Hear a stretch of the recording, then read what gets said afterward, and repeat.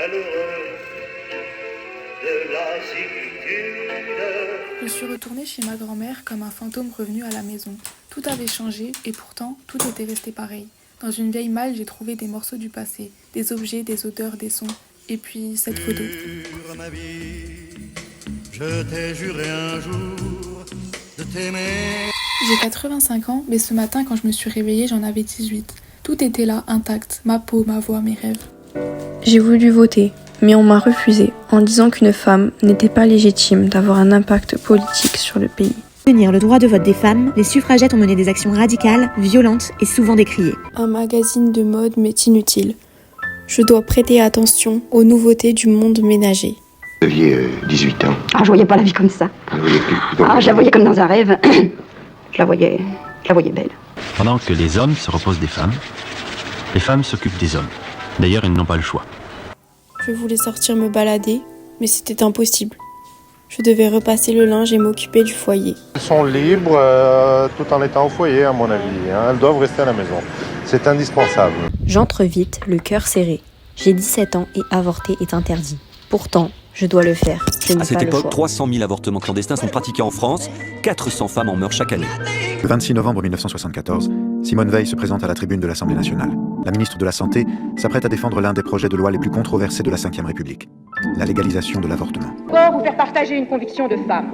Je m'excuse de le faire devant cette assemblée presque exclusivement composée d'hommes. J'ai ensuite voulu essayer la nouvelle mode masculine des pantalons. On me l'a retiré et on m'a collé une jupe. Contre le pantalon. Pourquoi ? Parce que le pantalon, c'est une chose d'homme et c'est une chose bien ennuyeuse déjà. Alors pourquoi est-ce que les femmes devraient nous révéler maintenant les petites marques de leurs sous-vêtements ? Ça, je trouve ça bien triste et bien pénible que sous prétexte de libération féminine, elles se mettent à emprunter nos vêtements bien ennuyeux. J'ai voulu m'instruire et apprendre les sciences, mais à la place, j'ai dû apprendre à m'occuper du foyer.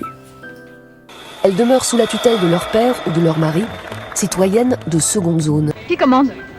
Le mari automatiquement. Olympe de Gouges dénonce l'exclusion des femmes de la Déclaration des droits de l'homme et du citoyen. En 1791, elle publie la Déclaration des droits de la femme et de la citoyenne. Hubertine Auclair est la première d'entre toutes à revendiquer ce terme pour elle-même. Marie Curie, pionnière de génie, deviendra la première femme scientifique reconnue.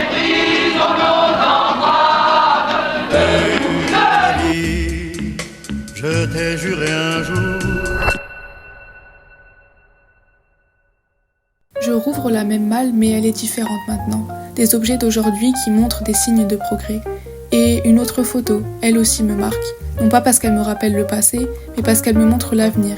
Et je souris, car le monde a enfin changé. Aujourd'hui, je peux créer, m'exprimer librement. Je suis maintenant représentante légale de mes enfants. Je suis actrice de la parentalité. Je peux maintenant écouter toutes sortes de musiques, selon mes envies.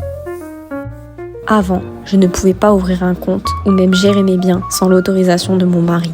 Aujourd'hui, personne ne me dit quoi faire. Je gère mon argent, libre, enfin.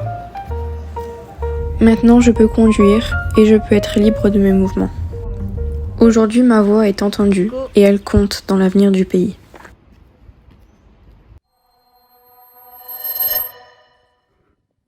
Les femmes. Une femme